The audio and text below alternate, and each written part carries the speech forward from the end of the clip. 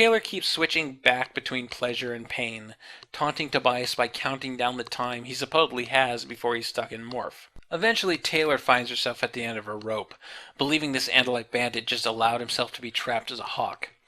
All she can hope for now is to get information. But Tobias takes advantage of a lull in the torture and goes on the offensive, finding the right triggers to get her talking about herself. She reveals that Taylor, the human girl Taylor, was an extremely beautiful and popular girl at school. But as she explains this, it's clear that something is extremely wrong with her. Weak? Foolish? When she walked down the hall at school, there wasn't a boy who didn't dream she was his. She came right up to my cube. Her breath steamed the glass. Not a girl who didn't wish she was her. She was homecoming queen, tennis champion, student body president, and she was the princess, and the school was her court. What was going on? I never heard a Yeerk talk like this. This was Taylor I was hearing, at least as much as the Yeerk inside her. Taylor the girl ended up getting seriously injured in a house fire, losing limbs and getting seriously scarred, causing her to lose her friends. She ended up getting roped into the sharing and became a voluntary controller to the Yeerks on the grounds that they used their alien technology to make her beautiful again. So on one side, you have a prideful, vain teenage girl with all the hormonal imbalances that come with that, having suffered a traumatic event and desperate to return to her old life. On the other side, you have Visser 3's understudy, and you don't get that position without sharing some of his ruthlessness and manic behavior. Combine the two, and you've got the world's craziest Reese's Peanut Butter Cup. Yeerks are an interesting species in that their personalities are in part borrowed from their hosts. I plan to get into this in great detail when we cover Visser and how it relates to Visser 1 and Visser 3, but Yeerks seem to have evolved to have great personal potential without the proper tools to develop that potential. In their natural state, they have limited sensory abilities and no significant ways to alter their environments, and the only infestable creature in reach before the Andalites showed up were barely sentient, crippled ape-like creatures. At best, they could only whip up a quasi-mystic Council of 13 as a governing system. When they started to infest intelligent species, they adopted their sciences and understandings, so it only seems natural that they would also adopt their personhoods. There are holes in their personal potential, so the Yeerks take some from their hosts to plug those holes up, if often unintentionally. These can take the forms of habits, likes and dislikes, sometimes wholesale emotional states. Remember how Aftrans struggled against the emotions of a little girl back in number 19 of The Departure? This is only compounded when a Yeerk jumps from host to host, forcing those adopted traits to interact and contrast with each other. Of course, that doesn't mean Yeerks are blank slates before they take a host. They have their own drives and ambitions. But sometimes the things adopted are small, like, say, infesting a human host that has a thing for card games, adopting that love for card games, and bringing it with you when you take a new Hork-Bajir host.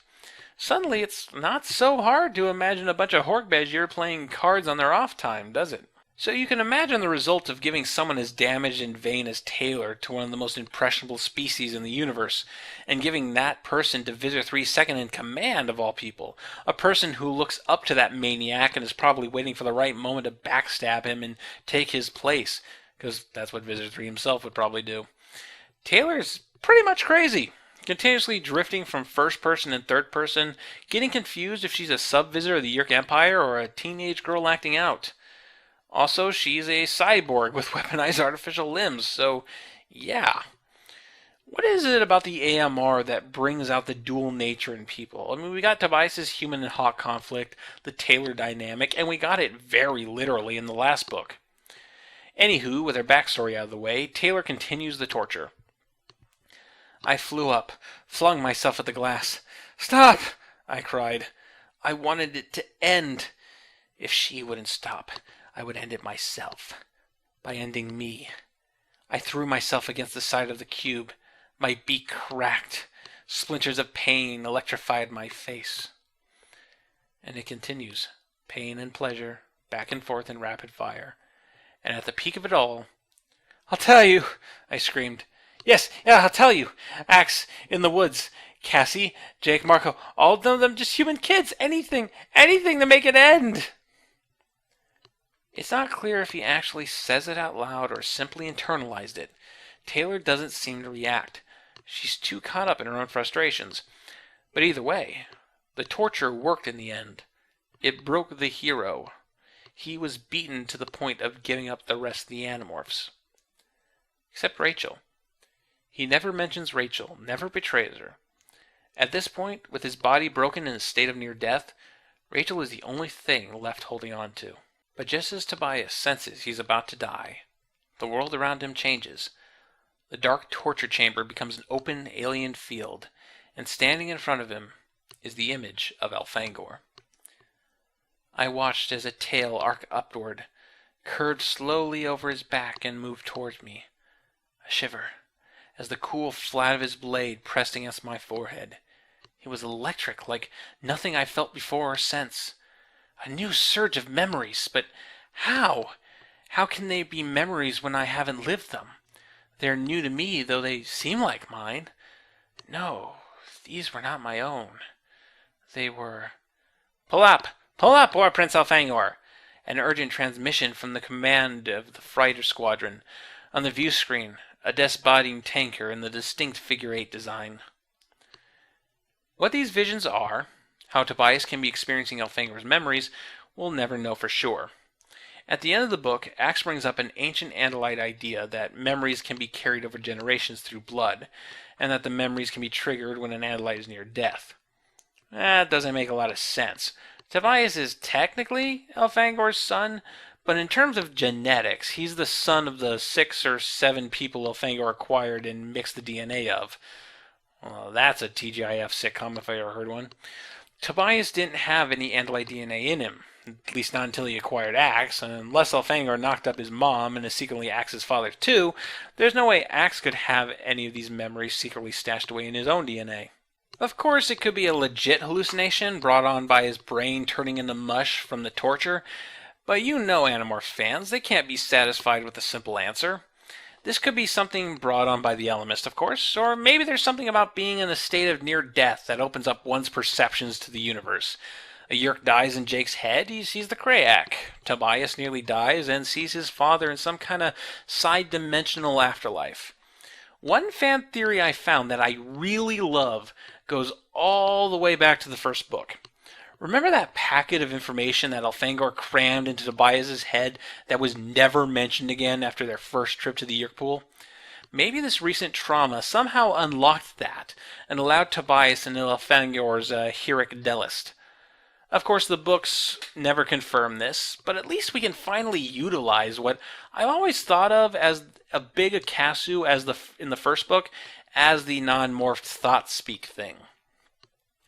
Tobias eventually starts to come out of it to discover that Visor 3 has returned, and naturally he's pissed about the whole situation. But the game has changed, as the Yeerks bring in a captured bald eagle. Visor 3 notes that they've seen this morph before, which is good. It's good that the bad guys are keeping track of the animals used by the Andalite bandits. Despite Rachel being the one person he didn't give up before, even the prospect of her death won't get him to talk, so he has to sit horrified as Visor 3 feeds the bird to a couple of taxons. Visor 3 leaves the room after giving Taylor the order to torture Tobias to death, but once he's out of the way, the Animorphs spring into action. Obviously, the bald eagle wasn't Rachel. It was actually an injured wild eagle we saw Cassie taking care of back in the barn. Chekhov's eagle, if you will. Only you would never have guessed it, because scenes of Cassie taking care of injured animals happen all the time in this series, and it was so easy to dismiss and forget about it. In actuality, the Animorphs hit on the eagle in flea morph and allowed it to be captured. Now they all bust in battle morphs to get Tobias out of there, and oh my god, this is one graphic and intense battle. The Animorphs versus a dozen Hork-Bajir. The element of surprise is the only reason the Animorphs get the upper hand at any point. Eventually, Marco gets the cage down in an explosion of glass, but everyone is too occupied to save Tobias, who is trying to morph Andalite to get into the fight. Taylor ends up grabbing him and drags him out of the room. Taylor's on full mode, cuckoo for Cocoa Puffs crazy now, trying to kill Tobias in the halls to the Yeerk pool. Between the general failure of the AMR and seeing Tobias starting to morph 4 hours after they captured him is enough to trip anyone already unstable over the edge. Thankfully, Rachel gets there just in time to save the day. She picked the subvisor off the floor. Taylor struggled, but without result. Rachel's grip was unwavering, strong. She bellowed an animal cry of retaliation. For a split second, time froze, and I saw Rachel and Taylor face to face. One strong, her morph a crazy manifestation of an inner strength and bravery. One weak, this girl for whom appearances had been everything, honor nothing. This poor girl whose weakness had made her easy prey for the Yeerks. And I felt pity for my torturer. Rachel's claws closed on Taylor's neck, crushing her esophagus. She was turning blue, suffocating. "Help!" she rasped pitifully. "Someone help me!" "Rachel! No, Rachel, don't do it!" "She dies, Tobias. For what she did to you, she dies." She moved as if to slam Taylor against the wall. "No!" I yelled. "Rachel, no!" Rachel turned to look at me, hesitated, then dropped Taylor like a crumpled candy wrapper. The subvisor fell to the floor and scrambled for the door. "You know she should die, Tobias," Rachel said. "She will," I said. "This is the Yeerk who lost a prisoner. Leave her to Visor 3. "What did she do to you?" "Rachel... be Rachel, not her." The Animorphs escape, and we cut away to a few days later. Tobias has mostly recovered, at least physically, but one has to wonder how these events will eventually affect him in the long term. Tobias and Rachel share their first kiss, and fly off to try and forget their problems. Post-book follow-up. Wow, just love it or hate it, this book is intense. If you had to choose one book to show people that this wasn't just some run-of-the-mill children's series, this would be the book you choose. But just being dark and violent and intense wouldn't mean much if it didn't serve the characters and story, and what we end up getting is a lot to chew on in that department. Taylor is a great new villain, someone who takes the mad and violent tendencies of Visor 3 and adds layers of insanity, complex backstory, and being a sexy cyborg woman. And unlike other secondary villains like Joe Bob Finestra, Taylor will be making future appearances. Tobias' books are by their nature very introverted, allowing us more time into his mental and emotional state than the other narrators, which is actually kind of odd when you think about it, since he gets fewer books than everyone else besides Axe. Tobias' books tend to have big game-changing events, like getting his morphing powers back in number 13, The Change, and learning about his father in number 23, The Pretender. This is the first book where the Animorphs just have a normal mission, and Tobias deals with the consequences of that mission. As a character piece, this is about Tobias in a present state, not Tobias having a personal paradigm shift. It's overdue, if you ask me. Tobias and Rachel's relationship is a bit harder to pin down, as it seems to be based around personal hidden emotions and agendas. I hate the idea of women seeing men as a project, something to be fixed, but that seems to be Rachel's overriding motivation here, trying to get Tobias back to being human 24/7. Tobias feels similarly about Rachel, although her issues are a bit harder to understand. She doesn't have nearly as clear of a quote-unquote solution to her problems as Tobias does. It adds up to a relationship that doesn't make much sense if you approach it from a romantic angle, as people engaging in fiction often do. Animorphs doesn't have room for the lovey-dovey. Honestly, I find it more interesting than whatever Jake and Cassie have going on. Everything in this book is pretty much running on full cylinders. The torture stuff is harsh and unforgiving, the Andalite morphing stuff is joyful in world building, the character interactions are complex and engaging, and the action is brutal and non-glorifying. Sadly, the whole Axe's fucking around with cotton candy bit was a massive miscalculation. It doesn't fit the tone of the overall book, and it doesn't make much sense in context. It's jarring and stupid enough for me to drop an entire rating down. Not that it matters. I still highly recommend this book unless you've got a really weak stomach. I give number 33, The Illusion, a 9 out of 10.